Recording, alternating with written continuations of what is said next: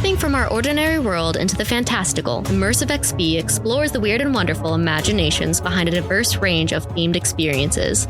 From virtual reality to escape rooms to live-action roleplay, nothing is off the table.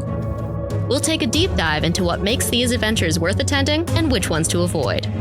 Join me on a journey to explore the extraordinary and meet the people who make dreams a reality. Welcome back to another episode of Immersive XP. I'm Taylor Ford, your non-binary host based in Southern California. Seamstress by trade, silly little guy by trauma. Favorite $20 video game? Inscription.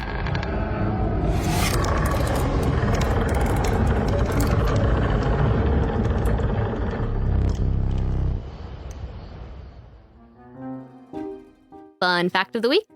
Over 600 Nancy Drew novels have been released from its first publication in 1930 to the present day. While multiple variations of TV shows and films have featured Nancy Drew, there is also a lesser-known collection of media, the Nancy Drew computer games. They made a debut with Secrets Can Kill in 1998 and have since released 34 games, with the latest release in spring of 2024. I grew up with these video games, and I can assure you they are way more intense than you would probably assume. The amount of times Nancy is capable of dying if you make any misstep is very frequent. A game over is basically inevitable on your first playthrough. The game is played in first person, so being shoved into a sarcophagus by a villain, landing face first into a gruesome corpse, and then puzzling your way out while suffocating and dying if you can't get out in less than a minute is so ingrained into my memory from childhood. Despite its unexpected challenges, the game includes multiple difficulty settings if your detective and puzzle skills are a little rusty. This made the replay value decent, especially at the most challenging difficulty. The Captive Curse, released in 2011, was the last one I played. I'm very curious how they have progressed since then. This week's episode is a homebrew, which is any immersive experience that you can do from the comfort of your own home. It's cold outside. Why risk being uncozy? I had the delight of playing a new video game released January 15th this year called The Roottrees Are Dead.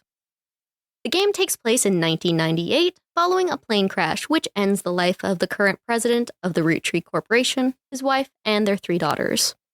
According to the rules created by the original president, Elias Roottree, only blood relatives can receive a portion of the company wealth. In addition, the next president should remain a family member. This game requires you, a private sleuth, to figure out the family tree from the original president in the 1920s to the current year, 1998.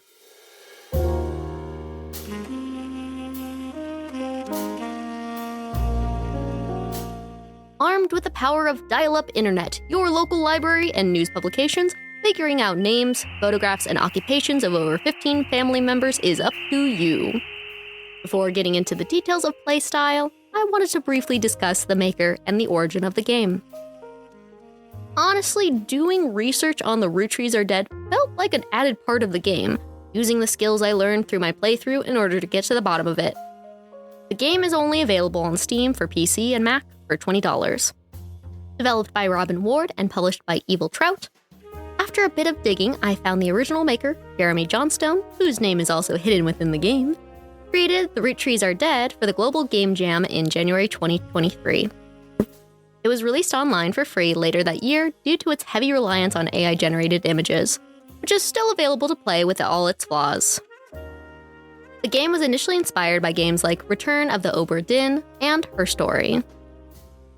When Robin Ward took over the game's final development, he ended up building the game from scratch with all new coding and art. This rework took over a year to complete and is the developer's first game launch in almost 20 years. As for the gameplay, what I find immersive about The Rootrees Are Dead is the set location and methods of research your character uses. You are stuck in a room with a corkboard, mapping out the family tree with string, a radio that occasionally makes news announcements related to the case, an old 1990s dial-up computer where you do your research, and a notebook where you write anything you deem worthy. Sometimes a mysterious woman drops off additional pieces of media and pictures to help guide you on your path.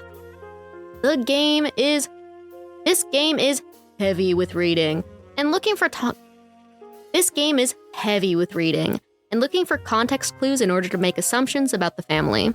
For example, seeing the word roommate might indicate a gay lover.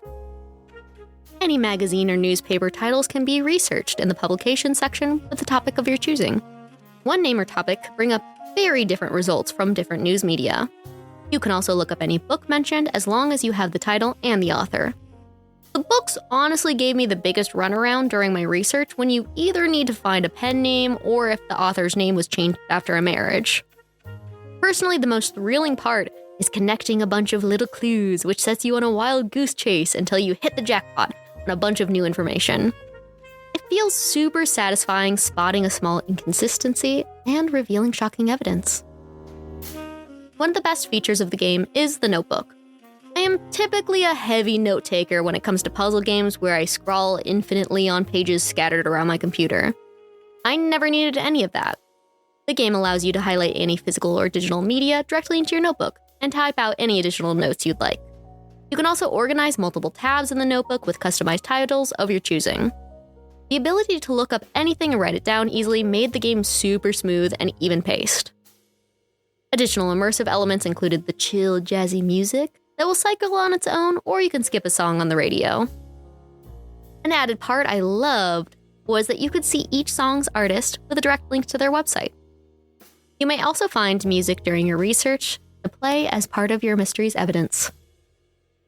There are also very fun tactile sounds of the keyboard clacking, pencil scritches, and the printing of paper. Who could forget the awful sound of the internet starting that could send anyone into a nostalgia spiral?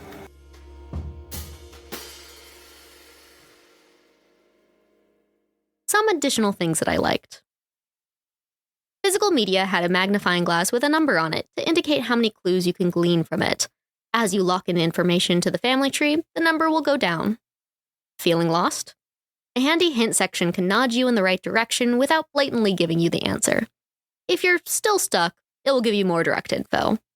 This was one of my favorite features that I used very sparingly and very much appreciated. Also, the game's writer clearly had a sense of humor. There were Easter eggs that were very tongue-in-cheek. For example, after researching a random play barely mentioned in an article, I got the following result. A musical a game designer by the name of Jeremy Johnstone really liked. Realized it could kind of fit timeline-wise with the game he was making and decided to use it instead of something fake, kind of like an Easter egg. It also told me to go back and look for the information I was actually missing, which I thought was both silly and fourth wall breaking. The Easter eggs continued to get really sassy with me as I was pulling straws to find clues, probably related to how the devs were feeling completing the game. For example, after looking up a completely unrelated book title twice, it stated, on a second glance, it still doesn't seem related to your search in any way. Things I didn't like. There were very few things I disliked about this game. With an overwhelmingly positive rating on Steam, it's no wonder. My main issue was toward the end of Act 1. There were some silly picture puzzles that felt a little out of place with the game style, especially since no other mini-games had popped up during the many hours of gameplay. I started to get frustrated with the last one, and a pop-up came up that gave me the option to skip it, which I thought was really clever and a kind gesture because it was not really what I had the mental headspace for. The one thing that did feel very unrealistic about the Roottrees Are Dead is how fast the internet speed is, and paper printouts were perfect. How awful would that be if I had to wait 22 hours for something to download and continuously run out of printer ink? As for accessibility, there is an accessibility option section of the settings, which includes options to turn off any light strobing and quick camera transitions. You can also change the font size of subtitles and turn off any additional visual settings. I personally didn't notice any issue that would affect color blindness, as most of the game is in black and white. The game's website also includes content warnings for those who may be sensitive to some of the topics discussed. In addition, it suggests that the game is for people 14 and older. Personally, I think it's better suited for 18+.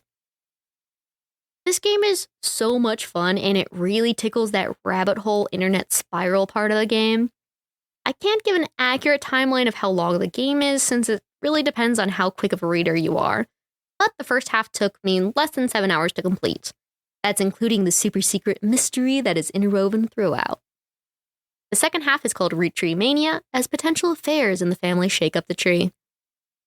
If you'd like to take a break between the two cases, I honestly recommend it to avoid brain rot. There is plenty of information to remind you of what happened in the first case since they are so interconnected. While this game is not going to be for everyone, I personally lost myself in the world for uninterrupted hours. The $20 price tag is so worth it for the amount of content and the satisfaction of solving a case. Until next time, if you hear your name whispered in the wind, don't answer. It will know it got it right.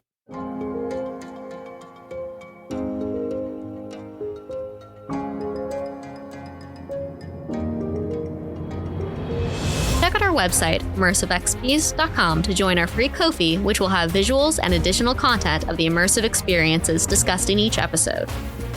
If you are an immersive experience artist or creator, no matter how small, consider contacting us so you can take part on a future podcast. This podcast is recorded and produced by SoCal Podcast Studio in Orange County. Thanks for listening.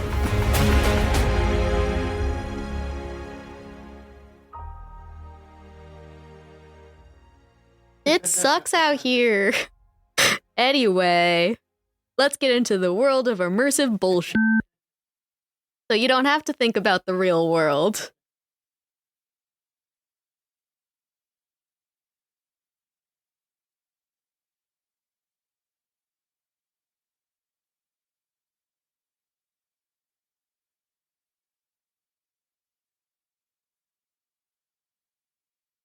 Seamstress by I already fucked up my job.